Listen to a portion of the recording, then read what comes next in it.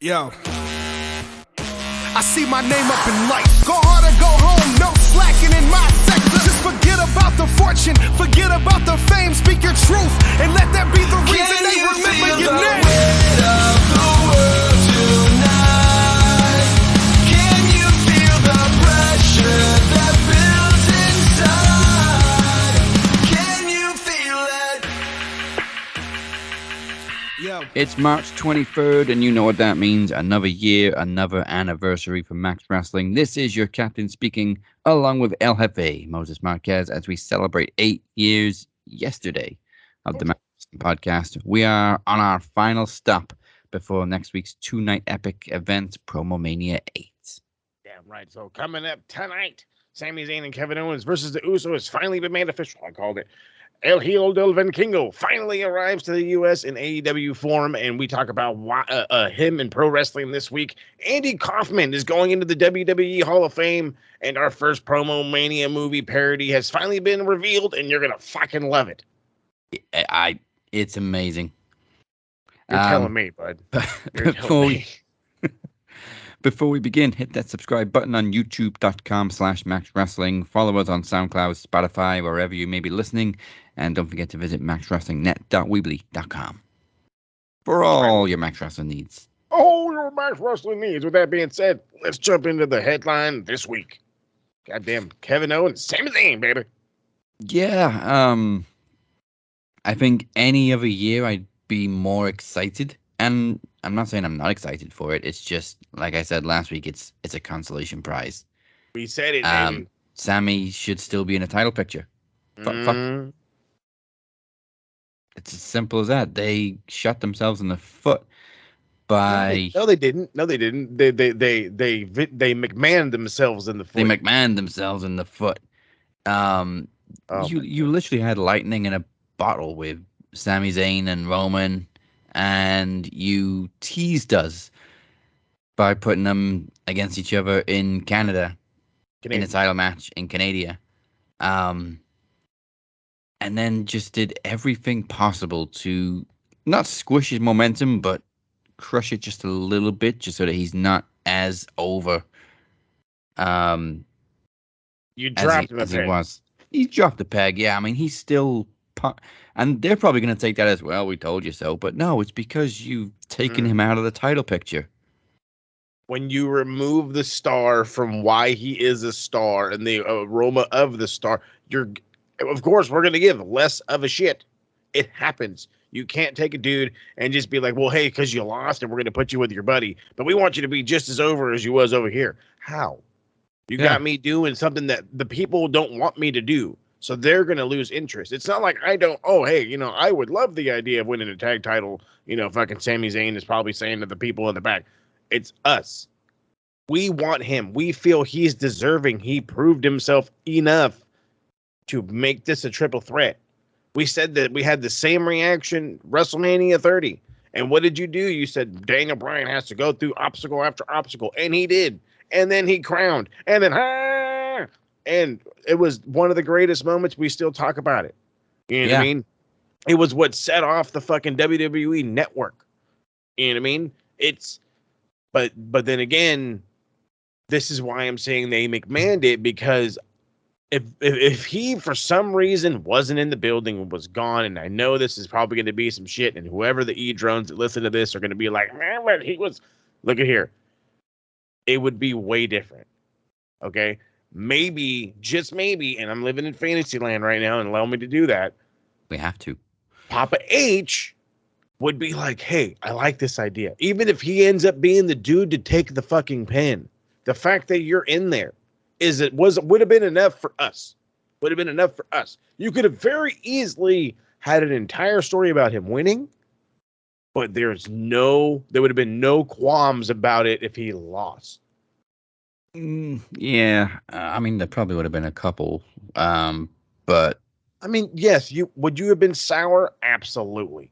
But then again, it wouldn't have been about, it would have been about him being given that opportunity, not about him winning it, about him given the opportunity again, because he lost. You know what I mean? Yeah, and I get that they've had plans in concrete for a while about Roman and Cody, and I'm not saying I'm not excited for Cody's story either. I'm very invested in that. But you've only got yourselves to blame for telling this story so fucking perfectly, which now I don't really give a shit about the Bloodline story Not even a because little bit. it peaked with Sammy, and then you fucked it. Yeah, completely. You completely fucked it. And Oh, now, like, Cody's having to piece it. You know what I mean? He's having to piece yeah. what's left of it, and Right now, we're just kind of biding our time for Cody to win the title, finish off the story, and whatever the hell's going on with the Usos and Solo, whether they're going to turn on Roman. But you really had the opportunity to finish the story correctly mm, by topping it off with Sami Zayn getting one over on the Bloodline, or not blah blah on Roman, yeah. Oh, and you still could have told your story with Cody, as we kept saying for weeks and weeks. Roman's got 2 fucking titles. ooh, that's it. You split them. You make them a thing. You do the thing, and then. But apparently, they want to get rid of the Universal title. They don't want to get rid of the Universal title. But they've been saying this for what, like about a year, a little over a year. Yeah. And it's like we've got nothing out of it. You know what I mean? Is Cody the dude to change the belt? I mean, you can bring up he did it with the IC title, and I get that. I really don't think the old man is going to be like, yeah, go bring out the winged eagle, bud. I mean, I would mark the fuck out. Don't get me wrong. Yeah. I don't You know think what I he's mean? bringing back an old title, but I would not be surprised if he introduces a new title. As long as it's not a giant W, then fine. Right? I mean, we're in the right time frame. When they changed, they had the spinner belt in '05. I think they changed it in 2013 with The Rock to the first giant scratch logo. With That champ. Then that changed a year later because they had the network logo, and Yep. that's the one we've had ever since. So it's been like 9 years that we've had this design. So I think it's time. They usually Just change it like every 5 to 10 modern. years. We just need a modern championship. Okay. AEW went bananas with theirs, okay, because their idea was they wanted a title that reminded you of lineage. And I Yeah, believe that was the AWA style belt, I believe. I want to yeah. say AWA. I can see shades of AWA and the Big Gold kind of blended together. Yeah, there you go. But then it also has the giant AEW right in the middle, which again, hey, who could you blame? I mean, that reminds me of the last TNA World Title, There you go. which was also reminiscent of the Big Gold belt. Yeah, it looked just like it, but it just said fucking TNA Impact Wrestling or whatever on there. It was like, God damn, that thing's huge. It was huge. I had one and I sold it, Can't but it say was what. huge. It was Huge. huge. But as far as KO and Sammy goes, I mean it's a good story, and the story's written itself. They've been best friends for years. They've feuded, they've teamed up, they've feuded, they've teamed up. They've been fighting literally forever, Forever. and it's a nice moment to see them hug it out and finally reconnect. And of course we're gonna pop when they win the tag team titles. Oh, like a son of a bitch. It's Like a just son of a it bitch. still feels like there's a little sting there that it's not bigger It should for be Sammy. bigger. It should be bigger for Sammy, and that's what sucks. And you're 1,000. It's gonna sting for a while, whether we like it or not. But I guess we got a consolation prize. I Yeah, guess, and we and called this weeks ago. yeah, Exactly that consolation. We called that. yeah, it's a silver medal. Maybe when even when bronze. Sammy was way on course to win the gold. Bullshit. Yeah, bullshit, but I guess it's not such a bullshit story. It's just second place bullshit. And also, it may main event night one instead of Charlotte and Rhea Ripley, which I don't know how I feel because yes, Sammy's fucking over and KO's over, and the story that they've told is great. But I've kind of become used to the women main event night one, the Oh, men main event night two, and yep. if Yep. anything, there's an equally good story with Rhea and Charlotte because it's all about Rhea's redemption. Now that was bullshit. WrestleMania 30, what was it, 6?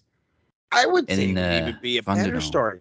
And I'm not trying to downplay Sammy or Kevin or the story that they've built over this. That's not what I'm driving at. What I'm driving at is exactly that. The Rhea Charlotte thing is a couple of years in the making. Yeah. You know what I mean? Because they had a fucking match in the goddamn Performance Center. Oh yeah, it wasn't even a Thunderdome. They didn't even have TV screens. They had No, nobody. It was stuff. Yeah, dude. It was so fucking first era pandemic, and I'm gonna have to use that term, but you know how bad that was. But Yeah. at least they tried, and you can absolutely give them that. But this is a couple of year in the making. You've had Rhea go from this NXT dominant to there's no way she's gonna lose to Charlotte. Holy shit, she lost to Charlotte, and then she said, watch me just vamp my character to a bazillion, and she did, and it's awesome. Now it's time to go get it. Time to go get it. And but again, I'm with you. I love Sammy. I love Kevin. I love them, and it's great. But why the fuck would you have a tag title match be your main event? That's the other thing that I'm getting at. Besides the stories, in the belt rankings, and God, that's a terrible term, but I'm sure like kids think that way. You can't have a tag title match be your main event. No, unless maybe it was like a unification or something. Not at WrestleMania. No. And I always figured like the whole point of having 2 nights was not to compete with New Japan and stuff, but to have the women showcase main event night 1, the men showcase night 2. So there's equality there. And not to mention, Bianca had the best fucking match 2 years in a row. Mm-hmm. Can't lie there, baby. I think I may forgive Charlotte a little bit too if she puts Rhea over and gives her her dues this time. Because like we said, that was bullshit the first time. Look that. Yeah, just a smidgen. But now Rhea's come a long way. She's like a completely different person from that first match with Charlotte. Leaps and fucking bounds, bro. And not in like a negative way. It's not a negative thing. You shut your goddamn mouths, you fucking Mark. When you she is just grown. And it's not like she was down here. No, she was always, a rising star. Yeah. And then she caught, I don't know what the fuck, honestly, she caught internet fucking sensation, I guess. And then it just skyrocketed from there. The lust of many men, I should say, has skyrocketed her. Hey, and if that's the case, it worked with the Bellas, it worked with Trish, it worked with Lita, it worked with all them. But the reality is she's a worker. She has a character that works with the audience, and it works with her. Their group works. It's like it's all clicking. Yeah, it's all clicking. That reveal when she joined Judgment Day, I think we knew it was a turning point. But she's become easily the best thing to come out of that group. Oh, for sure. For sure. I mean, we already talked too much about Dom being as lackluster as he is, so I don't want to keep fucking burying. Was okay, fine. The kid's getting better. I'll give him that. But it fucking took too long, in my opinion. Sorry, kid. Should do NXT. It took him to serve hard time. He spent you got to go through hard times. Jeez, I spent more time in jail than he did. Okay. I'm going to say it, and I love Damian Priest, but what the fuck has he even done? Okay? He's jackass nothing. No, I was going to say I think we've underestimated the Judgment Day a little bit for what they've done for Dominic and for Rhea. And Finn's very comfortable in this leadership role too. But yeah, Damian Priest is kind of on the sidelines of this group, and we thought he was going to be the breakout. We were hoping he would be the breakout. But then you send the wrong guy to jail. That's what it was. You sent the wrong guy. I mean, if that's what we're building character on right here, you sent the wrong guy to jail. I don't know. I don't want to say he needs to leave. I'm not saying that he's the negative part of the group. This is not a bashing. It's just of all the good that's come out of the Judgment Day, thanks to the overpowering of Rhea, the leadership of Finn. Dom has very slowly, very gradually increased while fucking Damian Priest has just been, I don't want to say flatline because that makes it sound like he's dead, but he's plateaued. He's plateaued. There you go. Yeah. But yeah, for sure, Dom and Rhea have just gone into a whole other stratosphere from this group. Fucking tell me. And I think we have to question Rhea's future with the group when she beats Charlotte, because not only is she going to be the only champion in the group, but that's a SmackDown title. And obviously Judgment Day is a Raw group. And don't do that stupid shit where they switch titles again, because it didn't work the fucking first time. Well, first off, that's a terrible idea. Yeah. Just right off the bat. And you know what? Fuck it. Let her be on her own. I mean, not like she could be a part of the judgment. I have this bad feeling it's going to be just like the New Day. They're just randomly going to show up and, oh, hey, you're here? Of course she's here. She's the fucking SmackDown champ. What the fuck are you guys doing here? New Day still grinds me because they did the whole split with Big E going to SmackDown, and they had this big emotional farewell and shit. And I think it was a week or two later they reunited backstage. And like, what the fuck are you doing? Yeah, or Big E just came to Raw to escort them down to the ring. I'm like, what the fuck are you doing? You just had this big split. Yeah, the absence makes the heart grow fonder, and you guys are fucking just fucking it all up right now.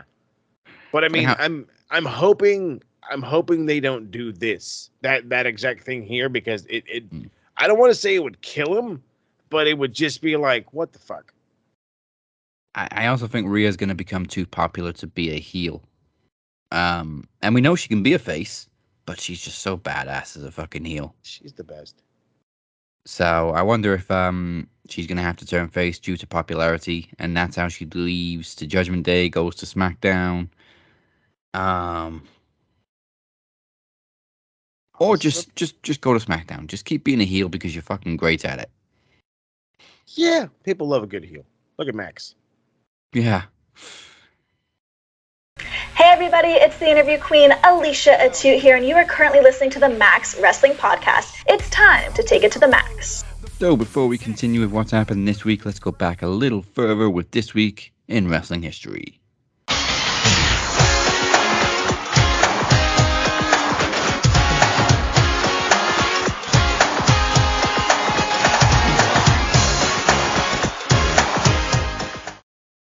Very appropriate, that theme too, because of course it is WrestleMania season, and that was a WrestleMania theme. Way back in the day. Yeah, I think it was 14 and 15. I want to say before they had the that themes. even. It was definitely 14 because I remember that. Uh-oh. I lost you. Can't hear you. Hey, Skype just switched my mic for no fucking reason. Let's try that Love again. All right, so March 17th, 2002, at WrestleMania X8, Triple H defeated Chris Jericho for the Undisputed Championship. But the main event was the iconic match between Icon versus Icon as Hollywood Hulk Hogan defeated The Rock. Got blood everywhere. Yeah, but my God, the crowd was electric for that match. And if I feel sorry for people who are too young to have experienced this match like live in real time, because it was incredible. The atmosphere was incredible. You're telling me, dude. It was one of those things where it was literally the star of old versus the star of now, and we got to live it. We got to actually live it. We got to see that. I'm really trying to think of like more of a modern day, or back then kind of shit. Yeah, this was like the original Icon versus Icon match from different eras. But after this, we had like Hogan and Orton, Hogan and Michaels, Rock and Cena. Yeah, Hogan started it all, dude. I was really trying to think of somebody else, and it's like, no, they were all similar to age. This was the Icon versus Icon of different eras, and it set the precedent. You know what I mean? Like I said, Hogan kept on going, and then we got other dudes showing up, and there was, Flair did a couple. Thank you, Hogan. for some stuff. For some stuff. Let me finish that. And he was just undeniable too. I don't know if it's because of Canadian and they just like to go against the grain with their support, but I mean Hogan came back in with the NWO the month before. He was a super heel. You know, he was ramming monster trucks into the Rock's car and whatever, or into ambulances with the Rock in or whatever. And he So was a good. heel. The NWO were a heel group, but then as soon as WrestleMania hit, it was just an instant flip. Rock got booed out the building, even though he was a super face, and Hollywood Hulk Hogan just in the middle of a match became Hulk Hogan again. Oh my God, the face Hogan it lives in infamy of all the people. As much as we love Hollywood Hogan, we were like, yeah, hit the fucking guitar. You want to hear the fucking when it hurts inside. Yeah, I do love Jimi Hendrix, but that American Made is iconic. I think a lot of people were surprised too that oh actually wait no, The Rock beat Hogan. I mixed that bit up. I think a lot of people were surprised that The Rock beat Hogan and that didn't help the boos for The Rock. I Hope mean they some hated people it more. complain that he lost to the people's elbow, but dude, Hogan's finisher was a fucking leg drop. Shut up. Exactly. Like semantics. Okay, semantics. Yeah, the leg drop was a finisher in the 80s, kids. The fuck in the So, 90s, so in was the an elbow drop 2000s, from The Rock. It just had theatrics to make it more electrifying. because it was electrifying. But then, mind you, he was also the dude that had like two moves. He had to hit the rock bottom and then the fucking. Yeah, So he it had was a two nice signature combination. moves, but The Rock also did a very sweet spine buster and a very nice sharpshooter. He also hit a good Samoan drop every now and then too. Oh yeah, talent. And then of course after the match, the other 2/3 of the NWO, Hall and Nash, just turned on Hogan simply because he was showing respect to The Rock, and maybe because he was getting cheered, and they were like, "Hey, that ain't us." That's not us, bro. But seriously, if you haven't seen this match or if you're too young, just go back and relive it. Because it's difficult to explain really on a podcast Yeah. just what that match was like. I mean, yeah, we could show clips, we could show pics, all we want. It's Yeah. something worth going out of your way and watching. Is it a 5-star banger? No, but it does have an impact in history. Yeah, and also watch the build up too, because The Rock actually coming out and challenging Hogan is just goosebumps. Oh, you're telling me, bud. You can YouTube that bitch. Oh yeah. Moving on to March 20th, 1994. Yes, At bud. Madison Square Garden, WrestleMania 10 had a banger of a match card. Yes, bro. I think it's actually very underrated, featuring Owen Hart defeating Bret Hart in the opening match. Owen finally got his props. Macho Man Randy Savage defeated Crush in a Falls Count Anywhere match, and I love this match because it's so different from any other Falls Count Anywhere match you'll ever see, because it wasn't just Falls Count Anywhere. You pinned them, and then they had, I think it was 10 seconds to get back in the ring What the for the fuck? match to continue. I'm so glad I didn't watch this whole pay-per-view. I'm going to go back and watch this whole pay-per-view now. Alundra Blaze and Leilani Kai for the women's title, and Razor Ramon becoming undisputed Intercontinental Champion in a classic ladder match against Shawn Michaels. And after Yokozuna defended against Lex Luger earlier in the night, because Lex and Bret both won the Rumble, Bret became WWE Champion for the second time, avenging his loss to Yokozuna the previous year at WrestleMania 9. Yes, sir. Which was then followed by a bullshit finish as Hogan just came in and randomly got a title match and won the title for just for the hell of it. Just because he's fucking Hulk Hogan with a giant black eye. Yeah. Oh yeah. WrestleMania 9 was bad. That was. It looked cool because it was in Caesar's Palace and it was outside, but Yeah, it looks it was sweet. it was bad. Looks can be deceiving, baby. Also on March 22nd in 2015, this is not wrestling history, but Max Wrestling was born. As we said, it's our 8th anniversary. First episode was March 22nd, 2015. Phoenix and I were joined by Chad and Courtney Broughton. And I don't remember what we talked about. It was so long ago. because I try not to listen to it because, man, I sounded awful. But we grow. We all grow. I said, man, I sounded awful. I did. I think having a shitty mic didn't help either. We all start somewhere. Yeah. Finally, today in history, March 23rd, 1997, at WrestleMania 13, Stone Cold Steve Austin passed out in a pool of his own blood to the sharpshooter in a legendary match against Bret Hart. Which, of course, featured, just like The Rock and Hogan, really, the double, although this one was intentional, the double face heel turn. Bret turned heel, Austin turned face mid-match. And just that, of course, that iconic image of Austin bleeding into unconsciousness. Yep. Great stuff. You imagine that? In this day and age, Austin's bleeding again. Just like Mox. They would get so fucking, he's blood all over. Why do you have to bleed everywhere? Why does it need to run down your mouth? But then again, we weren't babies in the 90s. Well, I mean, technically, physically, yes. But mentally, no. And also, main event, The Undertaker won his second WWE Championship against Psycho Sid. So Austin won the Rumble this year, controversially, because he'd already been eliminated, so that's why he didn't get the title match, and somehow Undertaker got it instead. Yeah, Taker ended up. God damn it, we did the retro. Well, no, we did the retro leading up to this beforehand. But yeah, no, it was. God bless America. Yeah, no, he got screwed by Gorilla Monsoon, and he got into a fucking whole screaming match. Kiss my ass. I love Gorilla Monsoon. He's the man. Yeah. And that is all your history this week.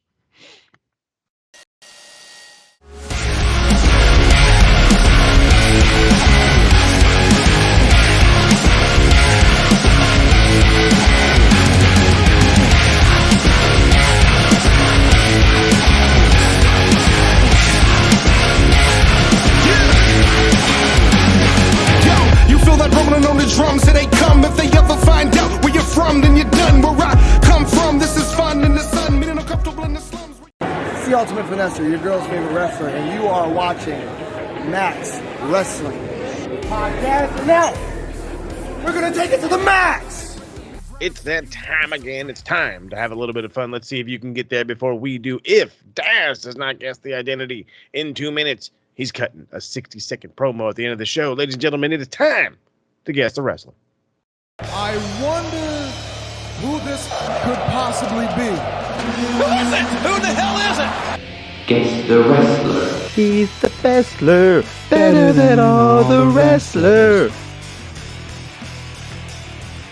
Alrighty, let's go with give you something easy. Pro Wrestling Guerrilla Battle of Los Angeles winner in 2012, PWG champ one time.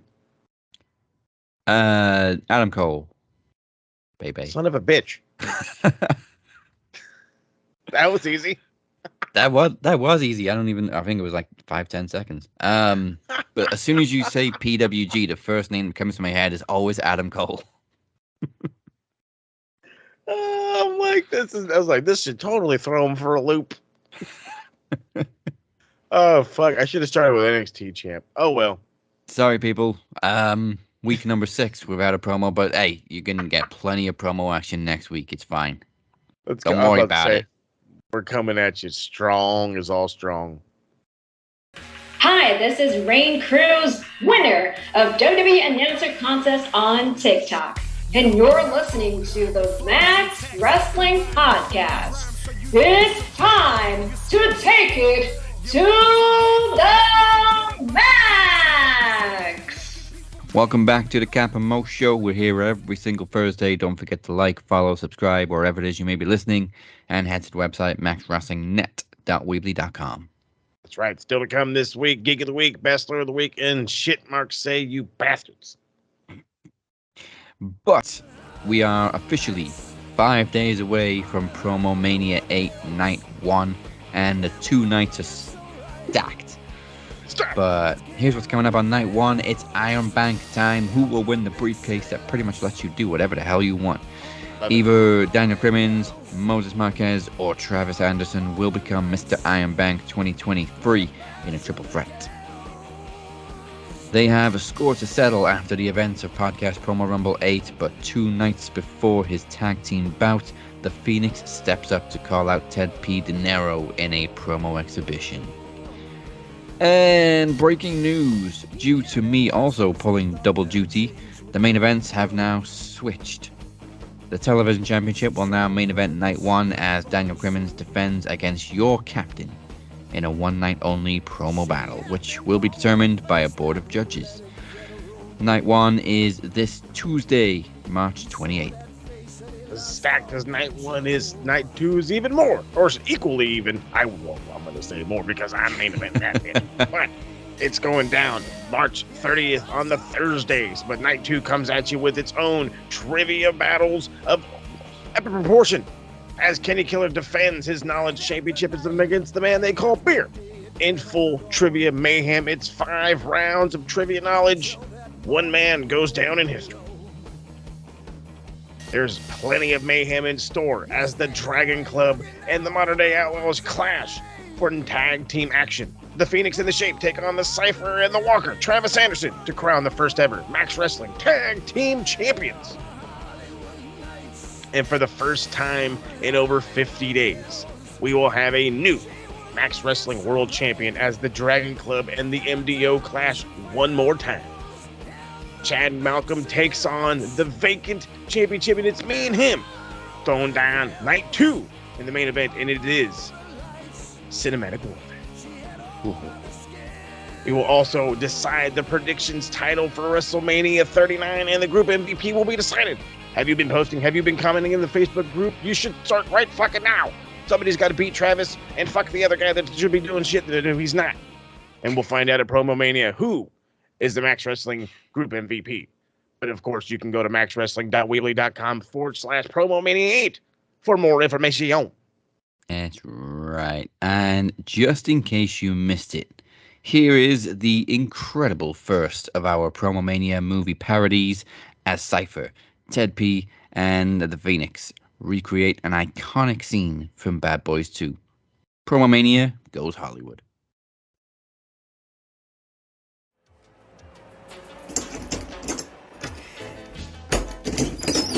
Who the fuck are you? I'm the Phoenix. What are you doing here? I'm here to face Teddy P. How old are you? I'm 32.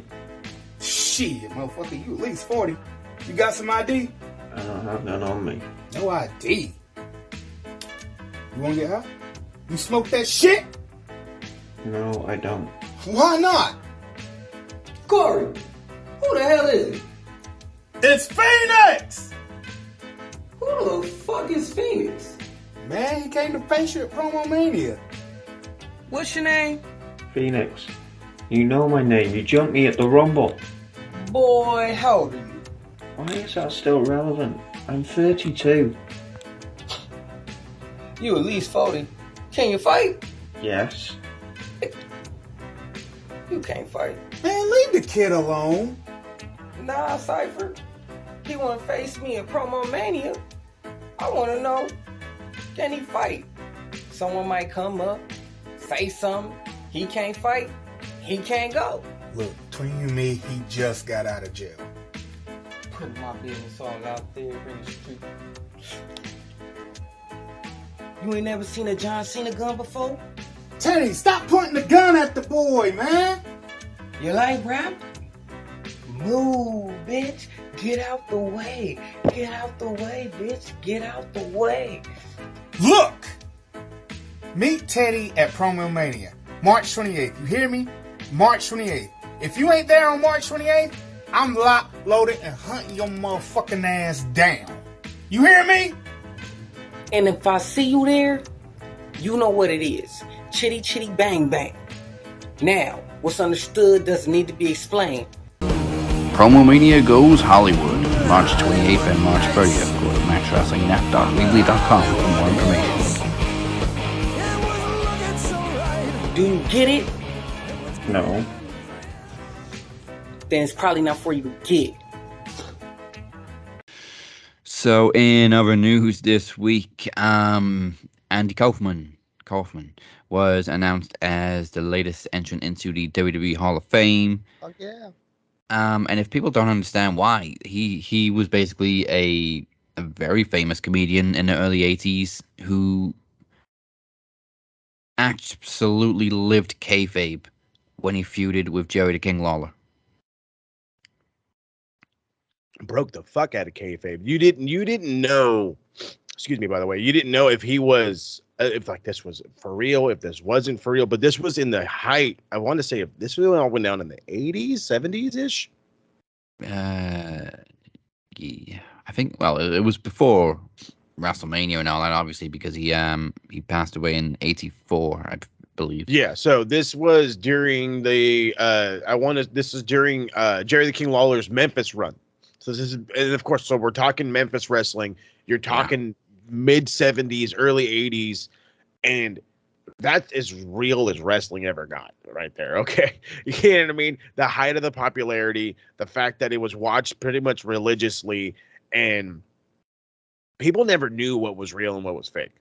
And for a while they didn't they probably understood to a degree that maybe some of it's not 100% real, but they couldn't really tell. There was no dirt sheets, there was no beat writers, there was no none of that shit. None of that in back in the day. They all they ever did was talk about it like it was a real sport, which God, I fucking miss that.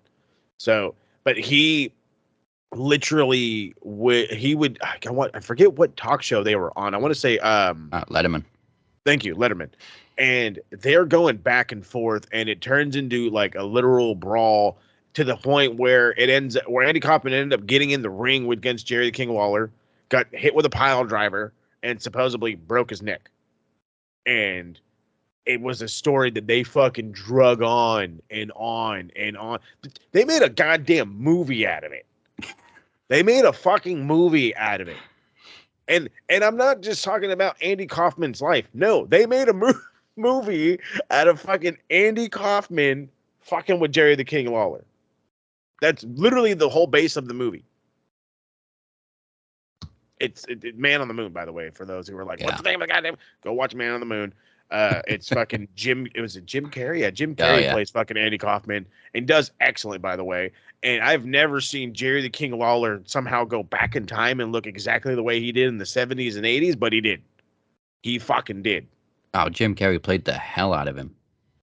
Well, yeah, dude, but I mean, look at Jerry the King Lawler. Did fucking the makeup people in fucking in LA, man, are fucking top notch. I tell you what. Yeah, people were actually freaked out on set because Jim Carrey just stayed in character the whole time, and he was just nuts. Method acting, baby. Method acting. Yeah. But yeah, I mean, Andy Kaufman did a lot more than that, really. He actually tried WWE first before becoming a comedian. Oh, that's what I was unaware of. I'm not sure how long it lasted, but yeah. He declared himself the intergender wrestling champion of the world. There you go. And this was decades ago, people, before intergender wrestling was a thing. Yes. This is the truth. Oh my God, I fucking forgot all about that. And the crazy thing is I love that I talk about some of my fucking mobile games that I play, but there's another one called 80s Mania Wrestling. And there's literally a dude on there that is the intergender champion. And I'm like, I forget who the fuck they're trying to make fun of. There was some guy, and it's fucking Andy Kaufman. Yeah. God damn. He's also been included in wrestling games, too. He was a playable character in, I don't know if it's the first one or the second one, but Legends of Wrestling, which is an underrated game series, too. Yes, dude. I remember countless hours playing that thing. Countless hours. It was tough, too. Like, some of them would just not stay down.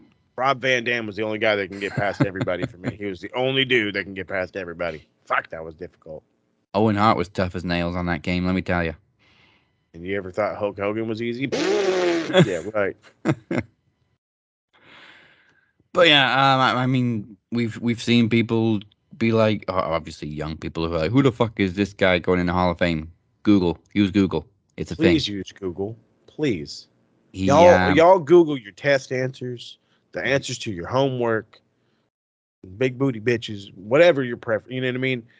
Google some history, please. Por favor. yeah. This man, this comedian, did more for wrestling than you realize, and he, even outside of wrestling, he lived kayfabe. There's people that still believe he faked his own death. Yeah, that's true. People believe he faked his own death, even though I forgot what he died of.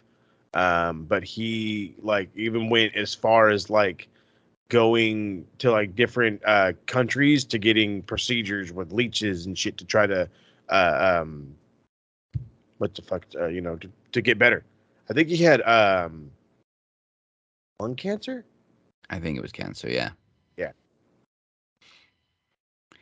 But also, I mean, we talked about the bloodline earlier. The big question after this week is if or when Solo Sikoa turns on Roman. There's a little bit of tension between those two right now. He's got to be the first to turn, right? Yeah, which is crazy because you would think it would be Jay, and Solo's always been so fucking loyal to Roman. Yeah, since the second he showed up. But this week we saw Roman hold Solo back, and then I think there was some footage after Raw went off the air of Roman just yelling at Solo. Yeah, it was like, oh yeah. I was about to say, I don't remember him yet, but I'm thinking of the interaction they had in the ring. But no, okay, yeah, you're right. Yeah. Well, we know the tag team match is now official. I don't know if it was official last week, but the 6-woman tag is now officially official for WrestleMania. Becky, Trish, and Lita versus Damage Control. Much to the dismay of Vince Russo, which I think you're going to talk about later. Oh, he's been putting his foot in his mouth for fucking years, but I guess this week was the worst of it all. So, but yeah, WWE basically this week was just about pushing those WrestleMania angles, as they should. WrestleMania is about a week away. Yeah. But I've seen people question whether or not Cody is actually going to beat Roman, and like, what are you going to do when Roman pins Cody, and then what's going to happen then? I really don't see it happening. It's literally the TikTok, what's the trend, if you will, right now for especially all the wrestling community. You are showing your sides. Do you want change in the E, or are you very happy with Roman? And I'm seeing obviously more, and I called them last week Roman suckers. So I will remain calling them that. I think, and you know what? And I'm shitting on them, but the reality is I can give credit where it's due. The guy went from being the guy we really wanted to push to the guy that they're pushing down our throat to the guy that we're just like, okay, finally we're all at a happy medium. We're really liking where he's at. And he's a likable dude, whether you hate the E or not. You can admit that you like Roman Reigns. It's fine. I don't mind him. I think he's actually pretty good right now. I'm loving what he's doing, I should say. I'll be honest. But I just don't, and I'm gonna get some hate for this. I don't want another Bob Backlund. I don't need another Bruno Sammartino. I don't need 1,000-day reigns, 1,200-day reigns, 1,400-day reigns, 2,970-day. No, I don't need it. We don't need it. This is not the 70s. This isn't the 60s. This isn't, wrestling is a lot more believable with everybody else in it. It's not just there's nobody that's going to beat Bruno Sammartino. There's nobody that's going to beat, Harley Race or, Bob Backlund. There's nobody that's going to beat Harley Race. That's bullshit.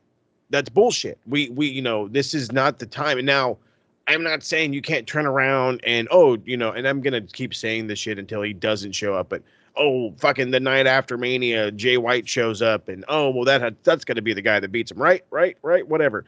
No, now's the time. You pull the trigger on Cody. Cody's hot. Cody's what people want right now. You took away, we talked about at the beginning of the show, you took away the idea for Sami.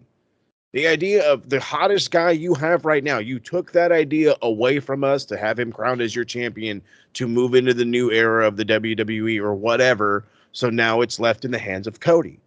And if you feel like it's not stable enough for Cody, because there are rumors going around that there are no concrete plans just yet, they haven't decided who's really winning. If you can't decide who's winning, then you don't know where you're going with the company, is what you're telling us. Because you're either going to continue down the same direction, you're going to stick with Roman, and as much as that sounds negative, it's not meant to be negative. I'm just saying there is now no true room for improvement. This is, you know what? Let me paint a picture so that way it looks way better. Roman wins, we're still in the Vince era. Cody wins, we've officially stepped into the Paul era, regardless if Vince is in the back or not. And that's how I'm seeing it. Maybe I'm the only one that sees it like that. Maybe I am. Maybe I'm not. Maybe I'm not in the minority. Maybe I'm in the majority. I'm hoping I am. Now's the time. Now's the time. Even if that fucking means Cody's reign is all of 100 days. Now's the time. Yeah, it makes perfect sense from every angle. There's no logic in Roman winning again, because they've built Cody as the first viable challenger in a long time that we can look at and go, you know what, maybe this is the guy to take down Roman. Not only that, all the pieces around Roman are crumbling. Yeah. I mean, we got behind Sami and we thought there was a chance there. But before all of that, anybody that stepped up to Roman Reigns, no matter how big they were or successful they were, it didn't matter. We knew Roman was winning. Yeah. We knew Roman was winning. Which sucks. And there was a great line that Roman said to Cody about him going off and starting his own promotion and not getting over and running away. Cody could have come back with, but you never got over as a face. Period. He could have came back with a million different things, but he just was he probably got told, don't you fucking say shit. Don't you fucking say shit. The segments, that segment in particular, kind of made Cody look bad because Roman was just burning him on the mic, but we all know Cody can light a mic on fire like a motherfucker. Like a son of a bitch. But let me, because I have to do this. I have to help Cody out here, because let's be honest for a second. That's not true. He was over. Not only was he over, he was John Cena over. He was so over, we hated him. And I'm being honest. That's the truth of it, yeah. He got John Cena over, and it wasn't a it was, God damn it, this guy's he's on the Big Show or whatever the fuck it's called. He's got this thing going on. Roads to Success or whatever the fuck, and then I gotta see him on fucking Dynamite or Roads to the Top. I gotta see his ass on Dynamite. But you see what I mean? It was the John effect. It was the fuck, dude. I'm watching you on Cockblockers. You're on Nickelodeon. Now you're on my fucking SmackDown, But this was when he was constantly fucking there every goddamn week like a son of a bitch. And that's exactly what Cody became. And then, yes, there was the debacle over the world title thing and the blah, blah, blah, blah, blah, blah, blah. But let's be fucking real. I don't want to get into that because that's a whole literal show. It is simply he got fucking John Cena over. And I am willing to say this, there's really hasn't been somebody that's gotten that over yet in AEW since he's left. I'm sorry. I love Kenny. I love MJF. I love all the other guys in between, but there has been nobody yet that has surpassed the Cody Rhodes absolute love into the we fucking hate you because we love you, because you won't go away. You can, and don't you dare say MJF. No, for all you people that are fucking typing right now, it's not MJF. MJF has literally become the greatest heel in all of pro wrestling. That's why you hate him. You hate him because he threw fucking tequila on a fucking kid. That's why you hate him. You hate him because he tells you the fucking truth. Cody, you hated Cody because he was always there. And no matter what he did, it was solid. And you hated him for it because fuck you for being so fucking good. Yeah. That's why we hated John. Don't lie to yourselves now. We're fucking grown up now. Don't lie to yourselves now. Don't do it. Cody was always in big feuds, main eventing.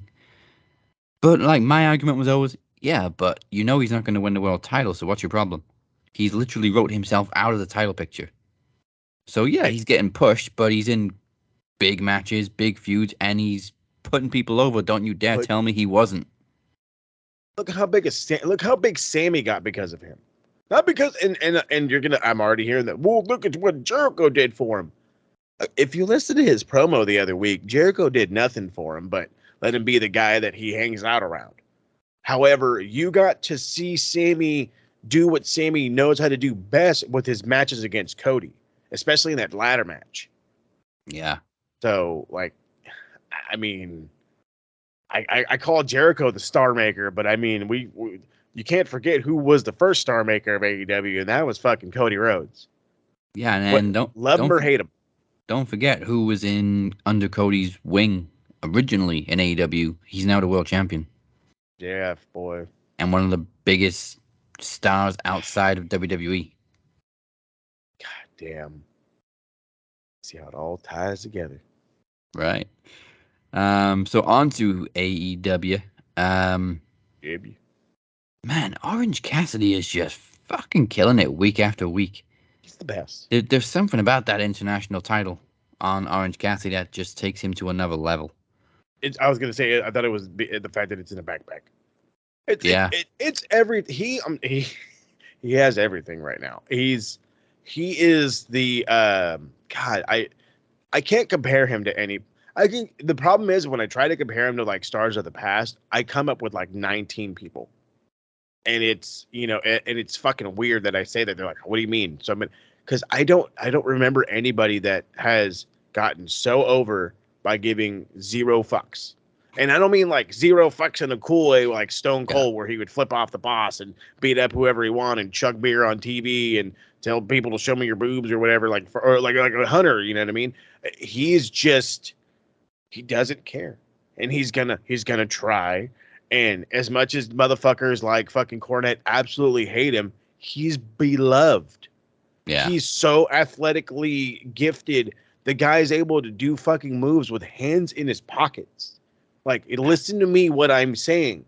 No, like not, oh, my hands are able to fucking stretch and I can do my handstands. He's doing flips and kip ups with no fucking hands, bud. I can barely sit up off the couch without my hands. What exactly? All this shit, all this lucha with hands in his pockets, athletically gifted. He literally looks like he doesn't give a shit the entire time, which makes it even more intriguing of like, how the fuck are you making this look so easy while you don't give a shit? Well, I can understand how that turns some people off, but it's like, and I will say this until the end of time. Wrestling, your disbelief is meant to go away. You know what I mean? You're supposed to live in disbelief. You know what I mean? Enjoy the excitement, baby. You came to the circus to watch the show. Watch him, let him go. You know what I mean? Do your thing. Let him go. And he has that. And the fact that it rubbed off on Sting, oh, I fucking loved it. Oh my God, Sting's just like, I fucking yelled so. I was like, God damn, it's awesome. I've missed Sting in the ring too, and we really shouldn't be saying this about somebody in their 60s, but I've missed Sting not being in the ring the last couple of months. He's the man. Oh my God, he is the icon. He is the reason why my son has two of his wrestling buddies in the house. Two. Fuck, he's just the man. And again, we're saying this about a dude who's 62 years old. I know every other week I'm bitching about Jeff Jarrett. Every week I'm bitching about Jeff Jarrett. I know I talked a little bit of shit about Ric Flair in his last match against Jeff Jarrett, but I got nothing bad to say about Sting. Whether you like his like no selling every now and again or you love it, there has been nothing wrong with what Sting has been bringing to the AEW product. Nothing at all. I don't need him to be a champion. I don't expect him to be a champion. I kind of don't want him to be a champion. Let's be honest. No, he's perfect doing what he's doing. Exactly. He is literally perfect. The occasional no sell has always been a Sting thing. Thank you. Okay, thank you. I'm like, for a TNA guy, at least you fucking get it, okay? I remember it from fucking WCW. You fucking E-drones, I only got to see him for a fucking half a year. It's not my goddamn fault. You don't know. Or you don't Seth's. know. Yeah, fucking yelled Seth. Don't get mad at me. I didn't Actually, buckle bomb don't him. even yell at Seth. Yeah. The buckle bomb is just a dangerous move. Period. And Sting was almost 60 at the time, so shut the fuck up. People. Yeah. He broke his neck. He's an old guy. He's old. Thank you. He's fucking old. Sorry, Sting. I get it, dude. I get it. We saw Ric Flair bumping his ass off back in the day. Bumping his ass off, but that doesn't mean everybody needed it. I mean, Sting was doing the same thing in TNA. Yeah. So, I mean, It's like we keep coming back to Ready to Rumble. It's like Sal Bandini. Dude, you kicked an old guy in the face. The crazy motherfucker was trying to kill me. he's trying to kill me. Come on, bro. Moving on to the tag team title picture. First of all, where the fuck are the Acclaimed? Way to blow their momentum. But Collateral damage, unfortunately. yeah, and I guess it makes sense for the Guns to be the ones the FTR take the titles off, even though it would have been a great match, FTR and the Acclaimed. But FTR have set the stipulation that if they don't win the tag team titles, they're gonna quit AEW. So I guess we know which way this is going. I mean, I've been talking about it, and so I mean, I think they brought it up on a tweet or on their podcast, or I think on their podcast. They said that they're gonna wait until April. That their deal is up in April. Now, I don't know when they're going for those belts, and they're gonna go for them before April. Then, like, that would, by the way, that would mean next fucking week. You hear me? That would be next week. Unless they like signed an extension to go to Double or Nothing, which is a month later. Ta-da! Which is exactly what I think they're gonna do. And that extension just so happened to be 3 years. And watch them fucking sign, and then they're not going anywhere. So unless we randomly get told on Rampage tomorrow that FTR and the Guns is gonna main event Dynamite, I fully expect them to win the belts, re-sign, and hang out in AEW.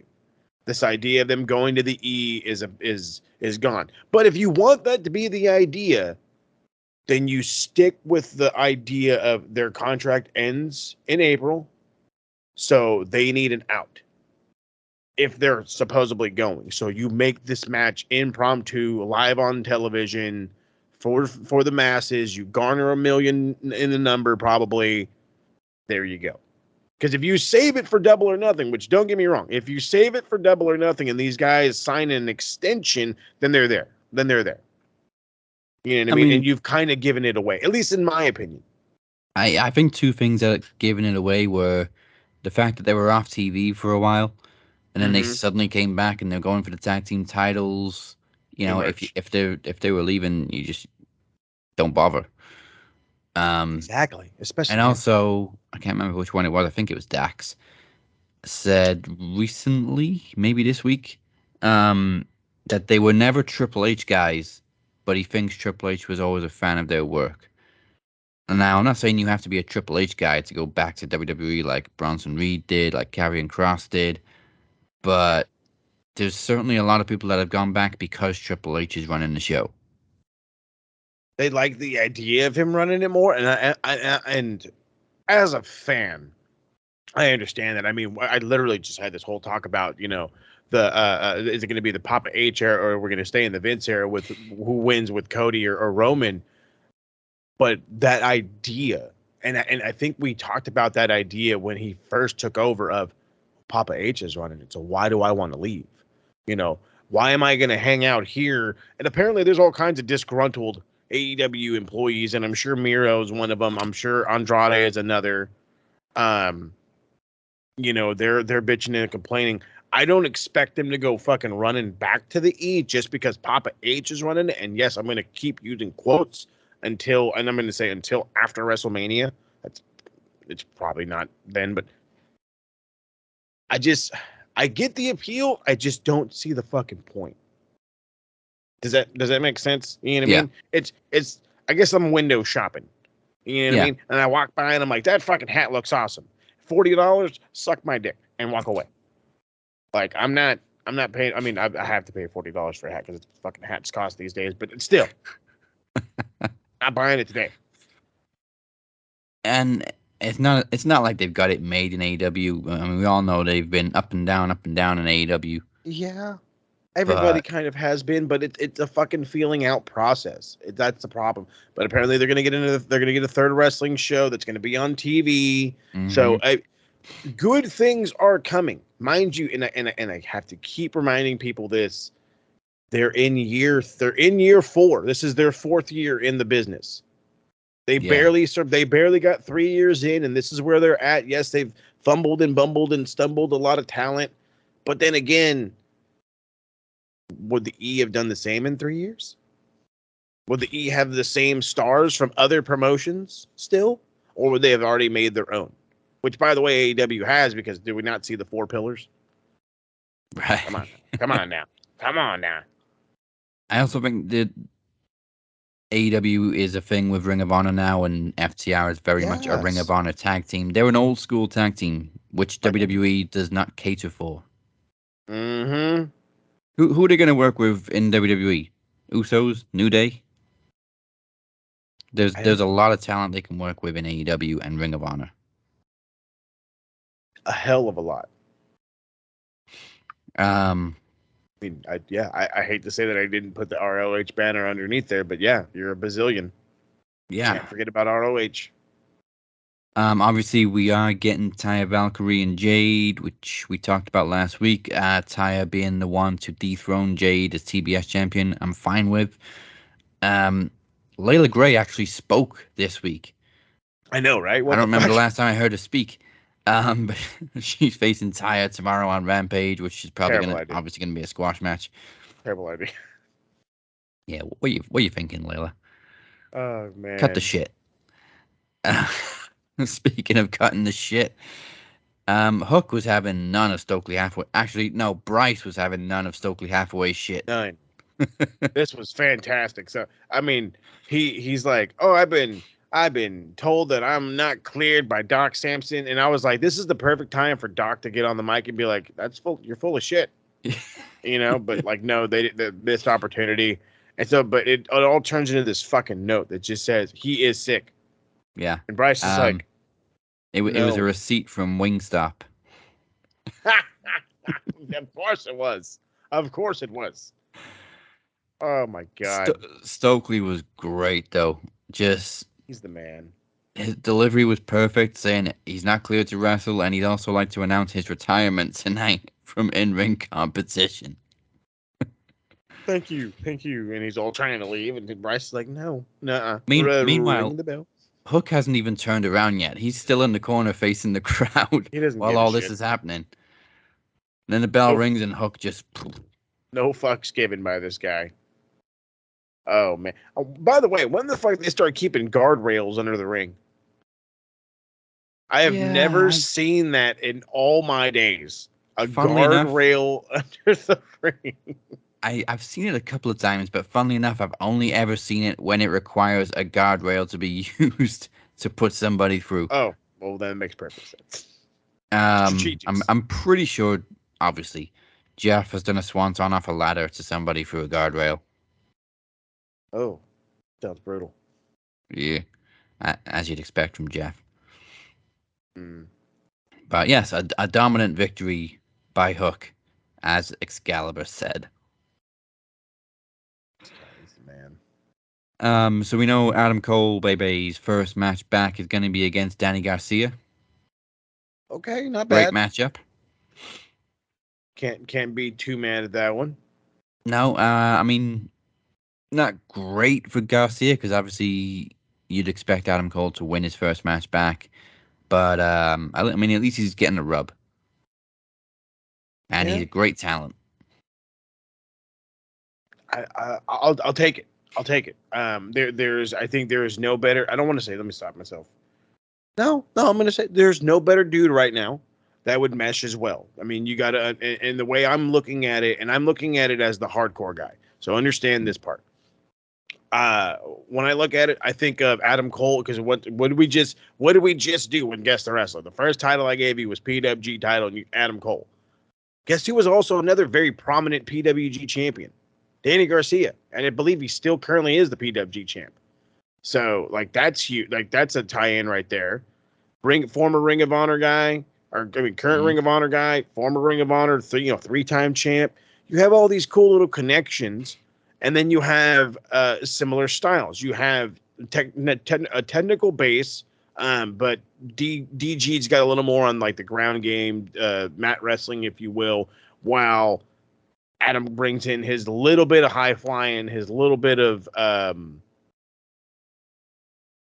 finesse, if you will. I guess I don't want to say lucha, but I'll go with lucha.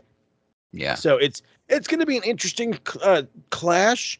And I think at the same time, Garcia is the guy that's going to be that little harder of a hitter. That's going to kind of be the measuring stick, if you will, to prove how far can Cole go. How, you know what I mean? Is he really back all the way? Yeah. Ish. Garcia is still currently the PWG champion, coming up to a year almost. Look at that guy. Look at him go. How awesome would it be if he put the fucking title on the line? See, now that's what I've been talking about doing that shit forever, but PWG has always been a very exclusive kind of brand. Yeah. They are you go to the shows to see it, or you wait like 3-4 months and then you can buy the DVD. But for the television prowess to give it some a nudge, fucking yeah, one time.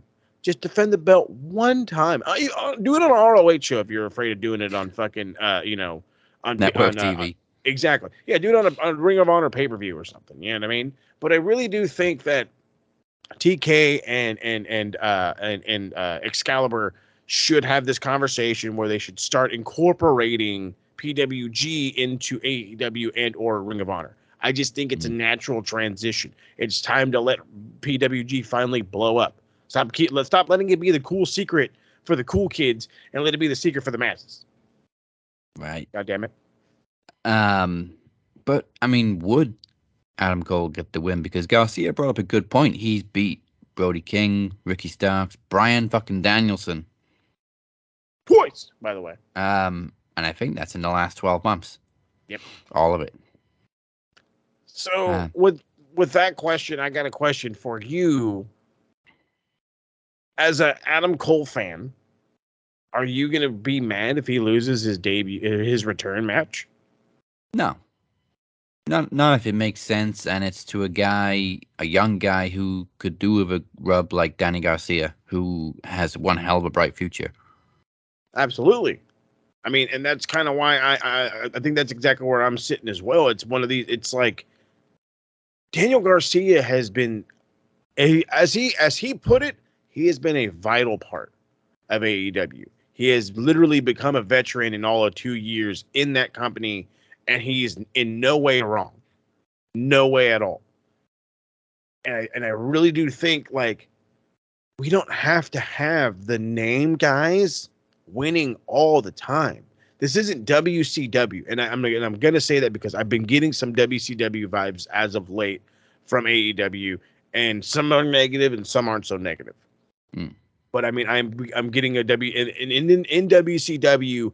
If you were a name, if you were a Lex Luger, a Scott Steiner, Rick Steiner, Macho Man, Hulk Hogan, Scott Hall, if you were one of those, you weren't gonna lose on television. Whether you fucking, I don't give a shit. You weren't losing on television, especially and I love the guy, especially like a dude like Luger. He was just too big of a name to lose on TV unless he got fucked, which was bullshit.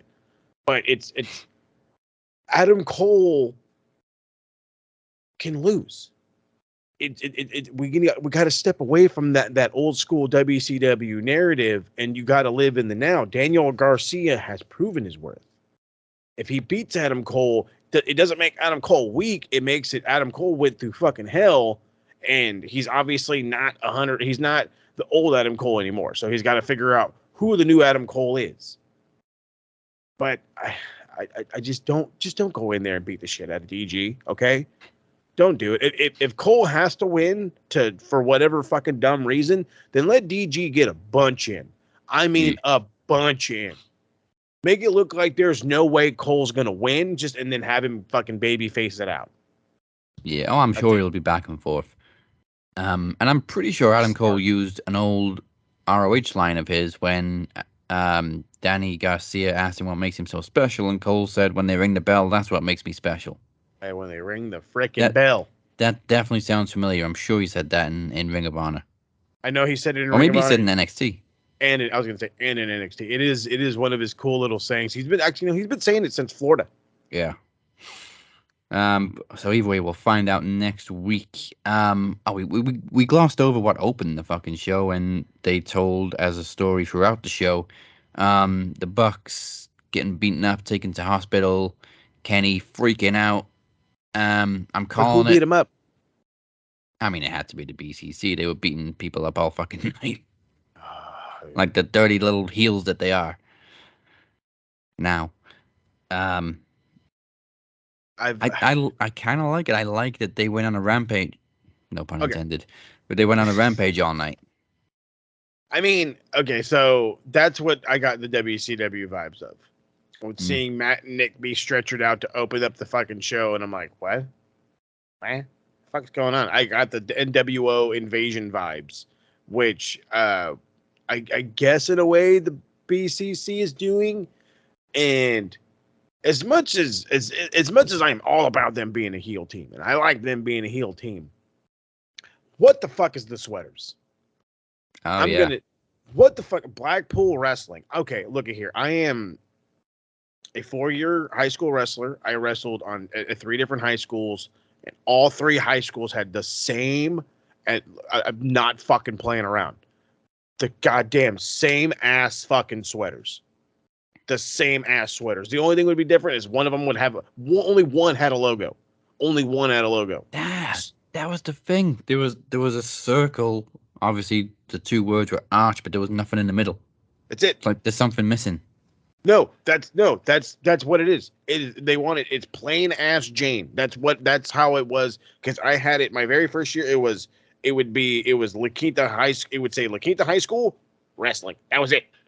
And then I went to Helix when I came back to San Diego, and it would say Highlander Wrestling, and it had the Scotty dog in the middle. I was like, all right, well, at least this one looks cool. And then I went to fucking Palm Desert High School, and it would say Aztec Wrestling. And I'm like, this is boring. These are boring. But that's what it was. That's what it was. They were plain fucking Jane, because the reality was we were probably just going to run around in them and sweating them anyways. Who fucking cares? But it's just, they looked so fucking plain. They looked like a dollar, and I'm going to say it like this. They looked like the dollar store fucking varsity club. You looked like the guys. This was the JV wrestling squad beating everybody up. Even though it's the varsity guys, and we know they're the varsity guys, they're wearing the JV guys' clothes as the disguise or something. So next week, burn the fucking sweaters. I swear to God. That or change the fucking name to Blackpool Wrestling, which it's dumb as shit. The BC dub, but it's dumb as shit. I know I just bitched about disbelief and all that shit. I couldn't take them seriously with these fucking sweaters on, dude. I literally said in the TSK chat, I swear to God, that's me and 2 high school guys running away right now. That was me and 2 of my high school dudes running away. I was obviously Wheeler Yuta because I was not anywhere near as big as the rest of them. But I mean, if it wasn't obvious, then I'm calling Don Callis turning on the Elite, or the Elite turning on him when they realize that he's playing him. Yes, sir. That's where I'm at too. It's Don Callis is gonna be. They're gonna realize Don is the problem, and they're gonna kick Don out, and that means Don goes away. I'd love him on commentary if that's something we could fucking make happen. You know what I mean? Yeah. I know it's already a goddamn crowd at commentary, but I would love him on commentary. But if he goes away, he goes away. They got to do something with him. It's time to do something. It's time to get rid of him, I should say. It's time to change his role. But yeah, he's the reason. Like, he's over here selling for no reason. He pulled an Eddie Guerrero. Just he hit me. No, he didn't. No, he if anything, he like waved you off or shoved you off of him, and you're fucking taking a giant bump for no reason and making Kenny think that you got his ass beat. And it's like, I like this. This is, yeah. It's either Kenny is going to continue to side with Don, or Kenny is going to be like, wait a minute, and it's going to be and then the Elite are face, and then everybody's going to love them again, and there we go. All will be right with the world. And I wish the ring mics were a little bit louder, because I loved Hangman's reaction. He's like, well, why would I hit him when those guys are out here? That's the best part. He's like, I didn't hit him. There's dudes out there. He's all got this fucking 2x4 with nails hanging out of it, which, by the way, whatever table he broke at that hospital, I hope he replaces it. Yeah, I love the classic wrestler steals ambulance angle. It's amazing they still let them use ambulances. What? There's an injury at a wrestling show? We ain't taking the ambulance. It was fucking hilarious, because he's driving it back and he just like throws the key on the ground. I'm like, you could have gave it to the other guy. Like, you're an asshole. He's got to get out of the thing now. And also, like, medics are gonna need that thing.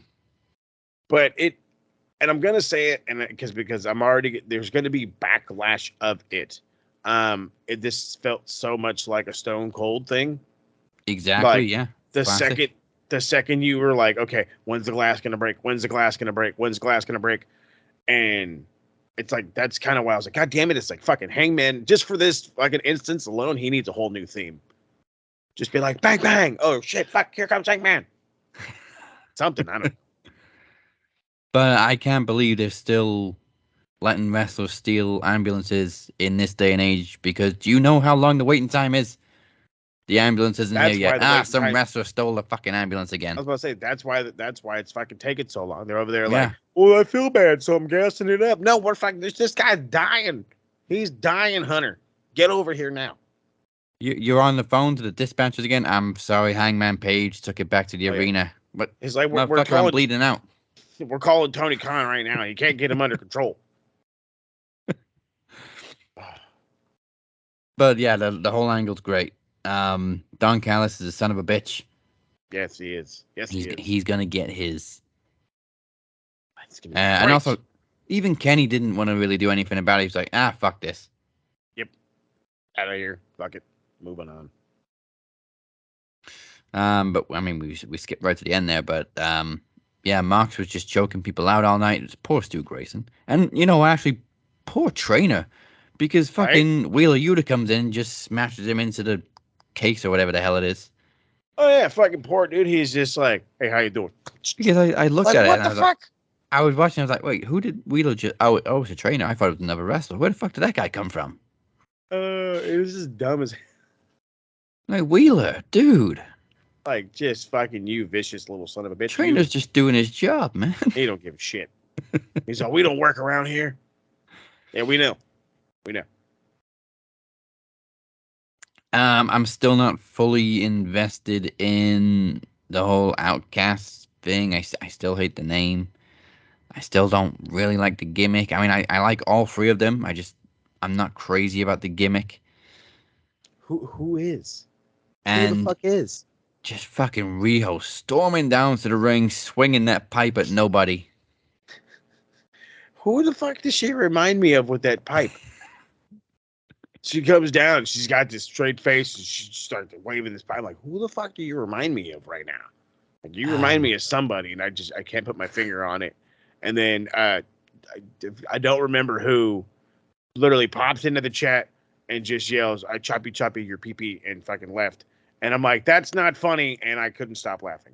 Wow. I know it's terrible, man. And I'm going to hell for it, but so here's my thing. And this was brought up, and this is so I make a dumb funny. Now I got to go back to reality. Oh my eyes. Does Willow count as an original? No, I think she's only been all elite for like a year. Okay, so not barely. I think not even. No, not even a year. So I'm, and this is me. If it's not going to be Jamie and Britt, which I really think it would be Jamie, Britt, and Riho, I think would be the perfect three for this. Yeah. I have a bad fucking feeling Jamie and Britt are as far away from it as possible. Now, I'm hoping I'm wrong. God, I hope I'm wrong. Because I think Riho, like I said, I think them three would be excellent. And if not them three, then you got to do like Riho. Statlander apparently is on her way back. And fuck, I don't know. Jade. I just see that's where I start losing people. Or Nyla's a heel. Just can't do Nyla. It's there's nobody left to return. Where's Sheeta? Oh, there you go. You can do Hikaru Shida. You can totally do Hikaru Shida. But then again, that's like you put them three together, and you might as well have the Outcasts win. I really feel like it has to be a Riho, Jamie, and Britt Baker. And then if that causes inner turmoil between Britt and Jamie where they start their match, then cool. Okay, cool. But I think, but I'm with you. I don't like this angle. I don't like any of this. This is a bad NWO copy. And I do mean bad. I get it. They're hot, but that's it. Like, who cares? They're hot and they're bitches. They're mean girls is what they are. They're mean girls. Okay, so are we watching wrestling or Total Divas? Just not wearing very much pink. You tell me, bud. Are we watching wrestling or Total Divas? Come on now. Yeah. And then, of course, I mean, what can you say about the main events? What can't you say about the main event? What can't you say? What I do know is I went on TikTok and good job. I you know what? Some of these motherfuckers, they found Google after this match, and I'm proud of them for it. Good for you. There's and I didn't catch your name, but as soon as I remember it, I'll have to plug her on the next one. She is literally telling people right now, go watch AAA. Go watch AAA. Like, she was losing her mind at Vikingo, which, by the way, you should be. Yeah. Because he's awesome. He is fucking excellent. Fucking, whether you really like Lucha or you don't like Lucha, he has mastered it. And he makes it look so fucking effortless, it's ridiculous. Yeah, and some of the moves are fucking ridiculous. You're telling me, bud. Telling me. I love that this whole match was built purely on the fact that not many hardcore fans, well, only not many non-hardcore fans knew who Vikingo was. Mm-hmm. And AEW weren't plugging it. They weren't pushing like old videos of him or anything. They were letting you find out for yourselves. And then there was also this hype surrounding it of people who did know him going, you're going to fucking find out who he is. Mm-hmm. And that just made you want to watch it more. It did. Anticipation grew and grew and grew and grew and grew. I'm sure people DVR'd the shit out of this match. It's this was a must-see, a must-watch. This was a generational. I'm gonna say it like this. This is a generational match. We have all these matches from WCW and early WWF that we talk about. You have to go back and see. The first time, was it Mysterio debuted in WCW? You have to watch his debut. Or the first time Goldberg showed up, or the first time this dude, or the first time this dude. This is one of those matches when our kids are 20, 25 years old, and they're doing fucking Max Wrestling in fucking 20 years or whatever, and they're talking about, fuck, I can't believe they gave away Vikingo versus Kenny Omega on fucking free television. Yeah, bro, well, guess what? We were 33 and couldn't believe it either. All right? Fucking hell. He took some bumps, though. I mean, I think a lot of the match was all Kenny. I mean, we saw some cool moves from Vikingo, but Kenny was running that match. There was some moves where Kenny got like that close to fucking smacking his head the wrong way on a mat, and I'm just like, oh my god, oh my god. We talked about fucking The Rock and Hogan and how like that match was so iconic you had to go out of your way to watch it. This is it right here, baby. We're right back at it with another one. This is one of those. If you got 20 minutes today, watch it. Don't start at the entrances, or if you do, at least start at Kenny's entrance, okay? Because I fucking love Justin Roberts. I goddamn love Justin Roberts. He is the man. He's like half insulting Vikingo as he's like introducing Kenny. He's like, he was AAA champion for like 900 something days, which is 100 plus more than Vikingo. Like, you motherfucker. but I love it. It's just great. And he still holds a perfect record in North Carolina. Glorious stuff. It's fucking glorious. But yes, this is if you got a 30-minute lunch break, get your lunch ready and pop this fucking match on. I assure you, best lunch break you ever had.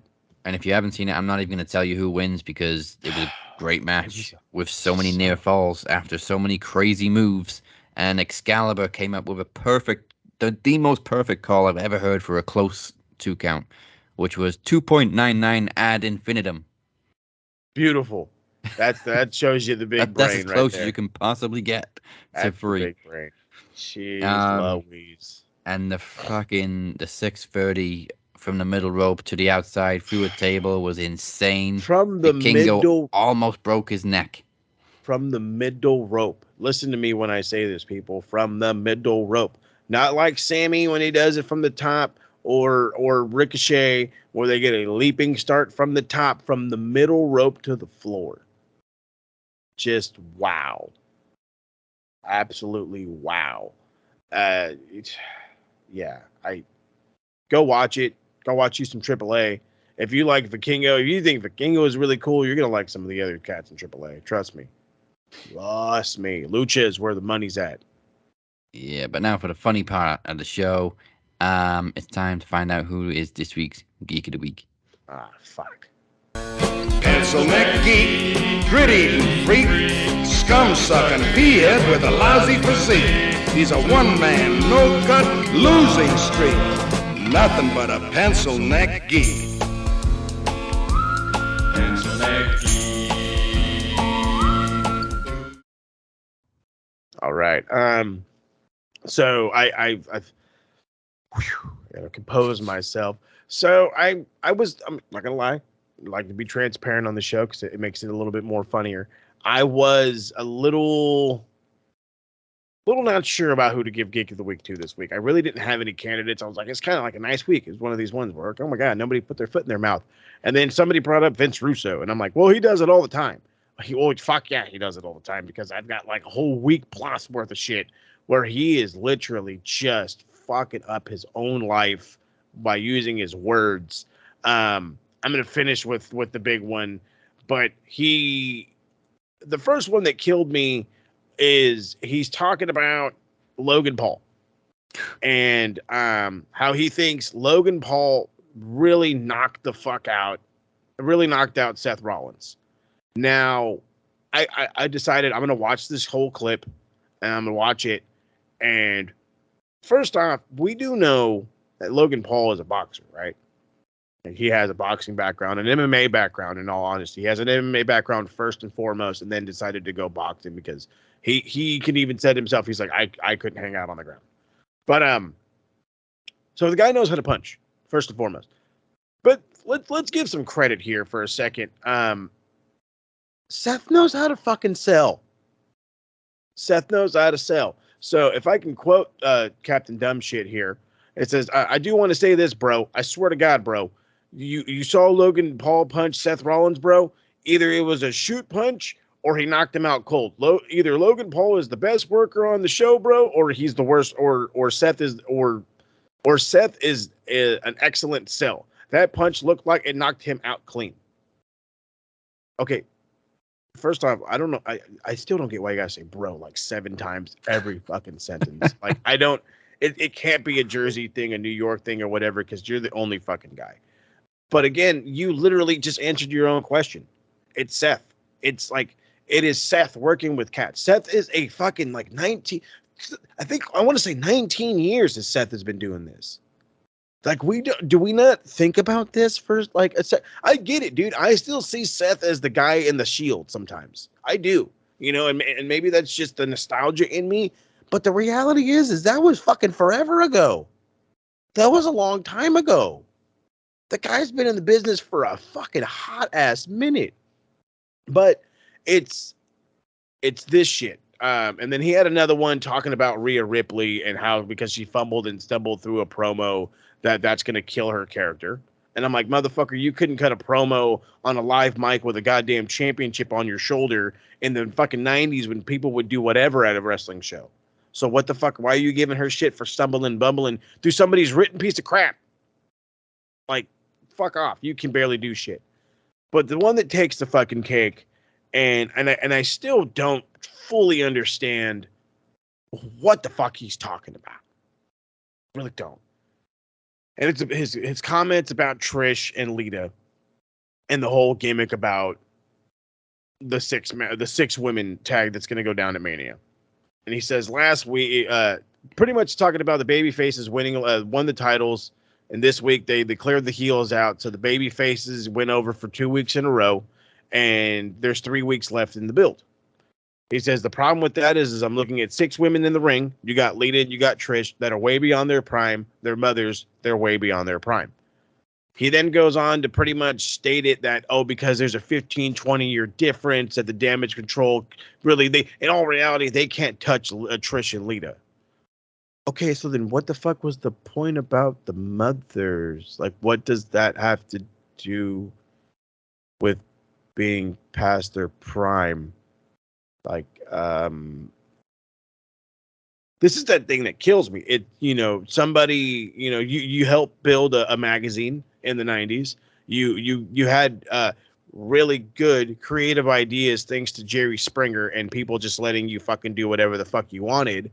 And now you think you know the business. Let me stop myself. You think you know the business more than motherfuckers on the internet like me and him, like me and Daz, like motherfuckers like the TSK. Like, bro, we know as much, if not more, than fucking you do, and that sounds dumb as shit. You're fucking belittling 2 of the greatest fucking women's wrestlers that started a revolution before a revolution was even a fucking thing, and you're bashing them because they decided to be moms, and they're portraying them on television as strong women that just so happen to be moms.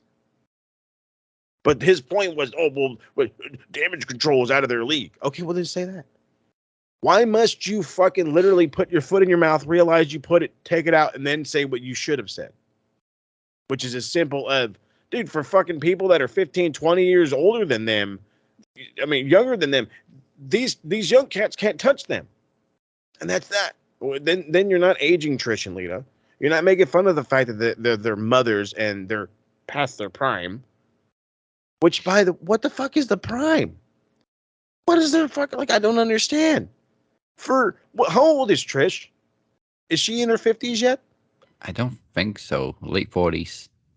Hot as shit. Look at Lita. And again, I think you pointed this out beautifully. Lita ain't even a mom. No. She's not even. She's the cool aunt, homie. She's the cool aunt that gets drunk at 16, 17. I don't recommend that, but maybe I do. 47 anyway, Trish is. Get the fuck out of here. Come on. When you're a fucking idiot, your name is Vince Russo. How you doing? You know who else is a mother on the roster? Lacey Evans, and she's just getting started when she's not saying stupid shit. Oh, but God. And I don't know how to tell you this, Vince, but half the fucking male locker room also have kids. They're dads. Are they past their prime because they're dads? AJ's got like 9 kids. No, it's a kid. That's a joke. I'm fucking around. He's got like 5. But still, he's got kids. Kofi's got kids. Who else got fucking Roman? He's got 2. Yeah. Roman's got 2. And he's just getting into his prime. Like, what are you talking about? Fucking Hunter had 3. He had 3 while he was still in the fucking world title picture. So did Ric Flair. Like, God, dude, you're fucking. This is why you're the geek of the week. And now for the best of the week before we get on to shit Mark say. Oh boy.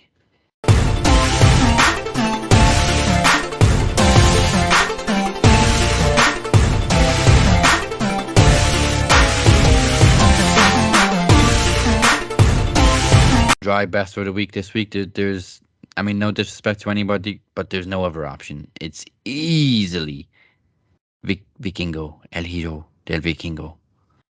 He's the man. Man.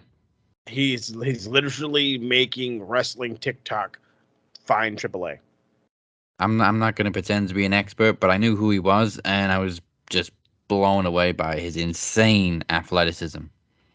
Insane stuff. Again, now mind you, this is a match that was 2 years in the making. They were supposed to go at it for a while. There was supposed to be a thing where Kenny was probably going to lose to him and the AAA title, the whole nine, and it didn't happen.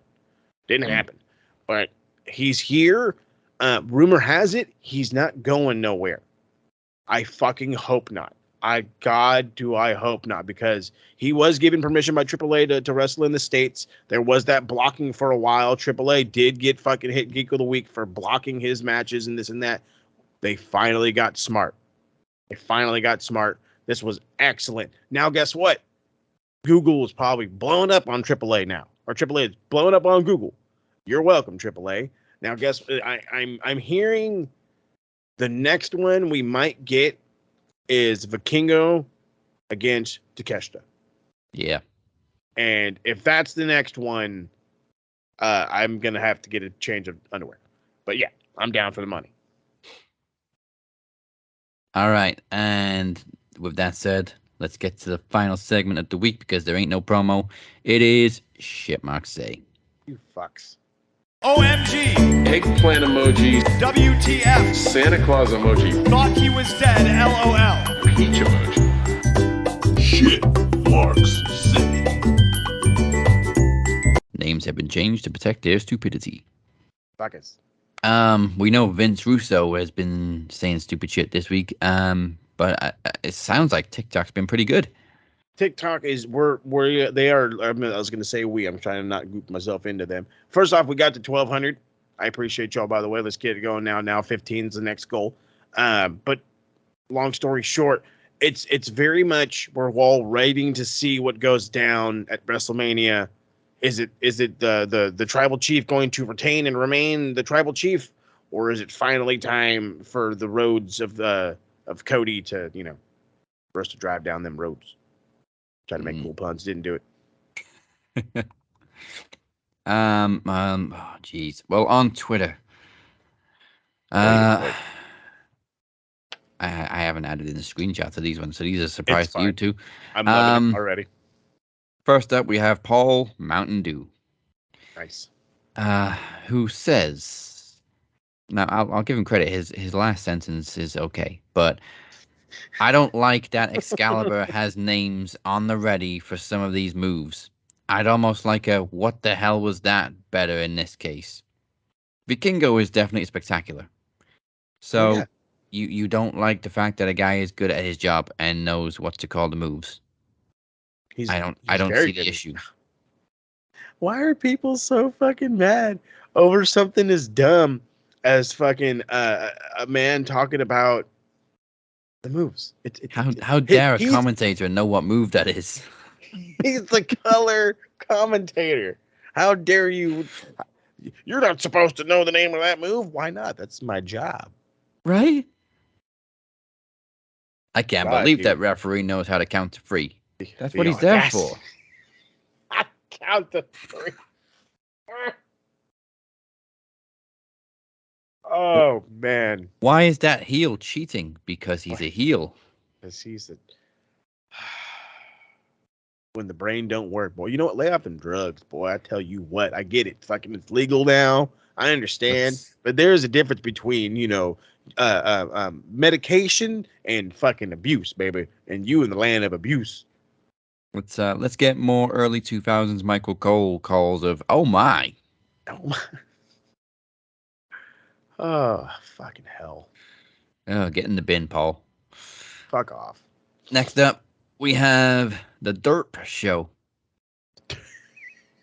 The Derp Show says AEW equals WWE storylines and provides 5 examples. Number 1, MJF talks WWE 24/7. No, he doesn't.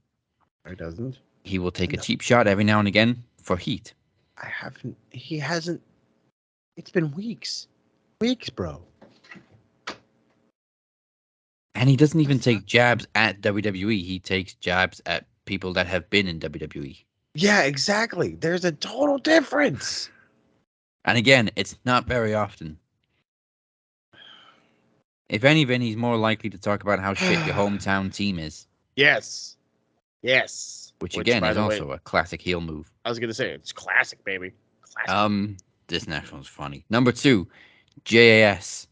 Sports entertainers with WWF intro. Yes, that's the gimmick.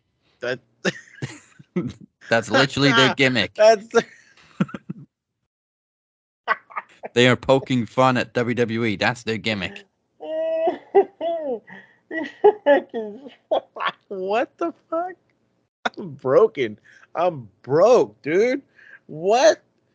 And again, they're heels. That's why they do it. That's their storyline. But that's a storyline they stole from the E. This one's a bit of a reach. Number 3, House of Black. Started when Seth and Buddy injured Malachi Black's eye. I'm pretty sure that had nothing to do with how this group formed. It was actually a couple of years even before he turned up in AEW. Mm-hmm. Yes, he's got forever. He's got a weird eye, but that's just like part of the gimmick. That he's had it since day one. Wow. Fucking reach. So let me guess. That's they're trying to say that's the fucking Judgment Day. Right. And if House of Black formed because Seth and Buddy injured Malachi Black's eye, why is Buddy now part of House of Black? Bingo. And what's Brody King's story? Brody King's never had anything to do with WWE. Reaching, baby, reaching. That arm hurts. I'm gonna flip these two around. So number 4, Outcasts using Vince to get over and use NWO DX fonts. Now you're not 100% wrong on that one because they are ripping off NWO and DX, like but a motherfucker. I don't think they've even mentioned Vince or WWE. Their gimmick is they don't like AEW originals because they feel like outcasts. That's it. That is they are not from they did not start AEW. So yes, they're going to play up the narrative that they worked for WWE, but only the fucking dumbass, or let me stop myself, smart ass fans, only the smarks are going to put that together. The casual fan will be like, didn't I see you on TV somewhere else? But they're not going to be like, oh, well, you were on WWE. And no, but what they will be able to do is say like, oh, well, you were on the other one. Okay, I understand the Outcast name. And yes, they're going to play up the NWO because it's nostalgia. That's something fucking TK loves to do. But how is that a WWE storyline? Because the NWO was WCW. And if you give me this, well, they bought them. That doesn't mean they made that story. And the best one, I think you're going to love this one. How long has the Elite been a thing? Oh, my God. 2000 and 2009. Okay, so we're talking like 4 years. The final one is the Elite copying the Bloodline. Get the fuck. What? I'm sorry. What? I see absolutely no connection. In what way is the Elite copying the Bloodline? Has Kenny Omega been a world champion for 2 years and I've missed it or something?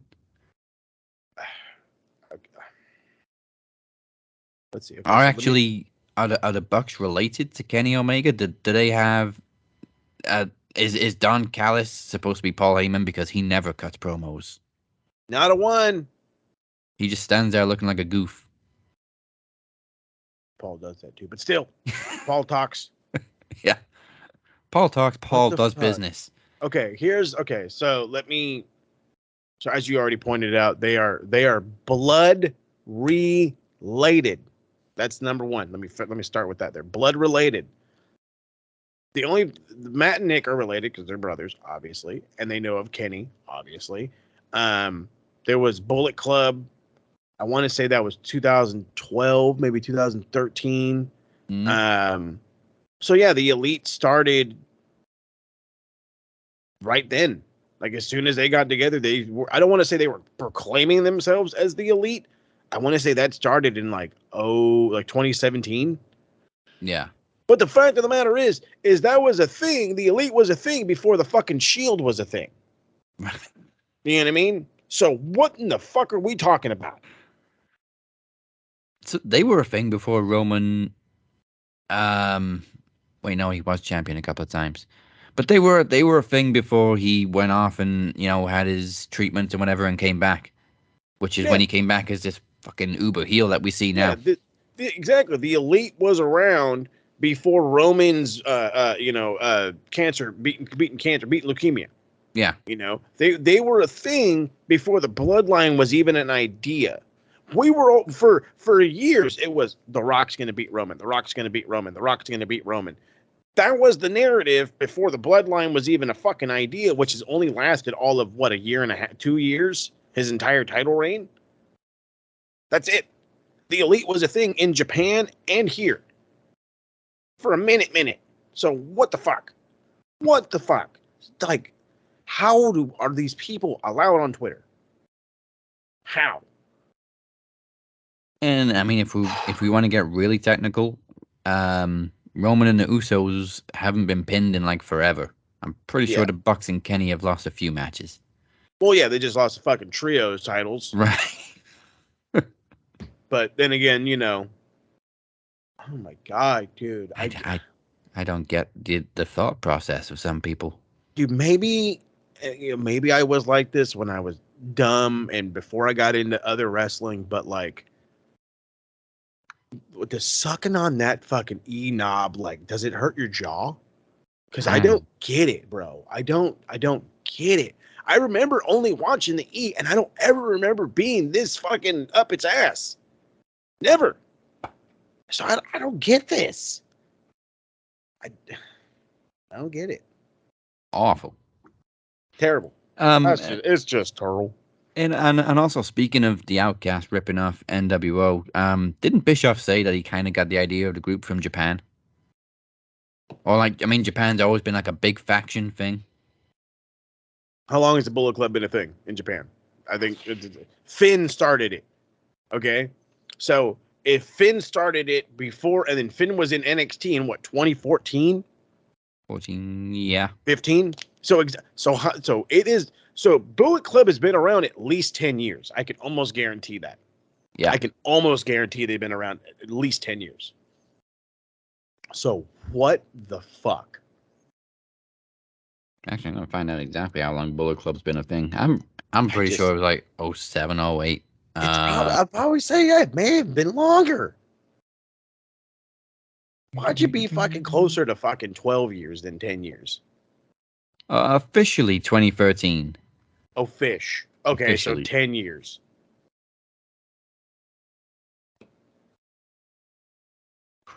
Cray. Exactly. Bananas. Y'all are marks, and that's the shit they say. So like we said, there is no 60-second promo this week, but you have plenty of promo action coming on 2 nights next week for PromoMania 8. Do not miss it. And remember, night 1 is Tuesday. So you're getting 2 shows for the price. Well, I say the price of 1. It's fucking free. It's free. Tuesday, March 28th, Thursday, March 30th. Don't miss both nights of PromoMania. Thank you for spending your Thursday with us. Before we go anywhere, here's what Moses has for you pencil neck geeks this week on the A to B of Retro Rewind.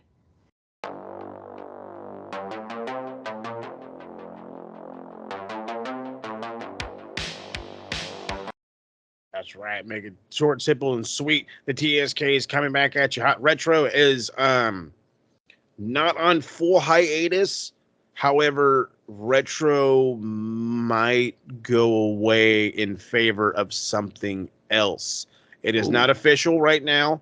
The idea was to go back in time and obviously review some stuff. I'm not saying it's difficult to do 2 shows, but it's not easy to do 2 shows. So the idea has come up, and it's been talked about on here, and it's been talked about a butt ton on fucking with the TSK. But the idea is maybe, just maybe, we might give up Retro to do a little Impact. And the idea of maybe going back and watching TNA from the beginning, making it a little easier doing a one-show thing. It might be a thing. It might not be a thing. We'll see. But what is a thing is we got the TSK booking Forbidden Door 2. That's going to be dropping here soon, as well as our return for the Ring of Honor reviews, or the what we're calling Kicking Them with Honor. The reason what we ran into, or I should say the issue we ran into, is last week's episode for some reason did not go on demand, and we lost track of time. And then by the time we were able to get access to it, it was like Saturday night, which was really, really weird. I wasn't able to get access to it through Rob's feed or whatever. We tried to use a backup site, and the backup site crashed literally right in the middle of the show, so that was a no-go. We're hoping to come back this week, so we'll see how that goes. That should probably drop over the weekend. But again, all of our focus is on the big 2-night event coming up next week, PromoMania, because I know Rob's got a promo. I got stuff going down. It's going to be crazy. It's going to be cool, but things are coming. Things are coming. Big things are coming. That's right. Hell yeah, more coverage for Impact. Obviously, we did do it for a while, but then they switched to Thursdays and it fucked everything up. So, well, I mean, NXT, you the bastards for moving to Tuesdays. That's your fault. Yep. So that is A to B, a retro rewind. That's right. That's right. And then that's obviously, let's get into the socials. Before we get on out of here, you can find us on the evil Twitter machine, Max Wrestling UK at UK. Oh my goodness gracious. Over here. Losing my mind. The bang is getting to me. That fucking Pac was doing that. UK, man. UK, man. The Captain 512 and at SMR Podnet, and of course check out the beautifully designed website maxwrestling.weebly.com, and do not forget to hit that subscribe button, follow button on Facebook, Twitter, Instagram, TikTok, all the socials. Again, 500 is the goal on YouTube, 1500 is a new one on TikTok. Let's get there. Let's do some fun stuff, and trust me, you're gonna love everything we got coming at PromoMania. Absolutely, including the movie parodies. One of which is dropped right now. You can go check it out. If you missed, well, I mean, if you saw it in the middle of the show, you can catch it on YouTube again anyway. The Bad Boys parody, very, very, very entertaining from Cypher, Phoenix, and Teddy P. And with that said, join us Tuesday for PromoMania 8 Night 1, featuring, of course, as Moses said earlier, the Iron Bank, actually, as I said for Night 1, Iron Bank 2023, DC versus me for the TV title. And of course, Mike Larkin versus Robert Davis in a promo exhibition. Ooh-wee. It's just fucking jacked. Teddy P versus Phoenix. Don't miss it. Night 1. Here we go. That's just Night 1. You've been watching the Cap and Mo. Goodbye. And good night. Let's go. Night 2. Here we go. And happy first birthday to my daughter tomorrow.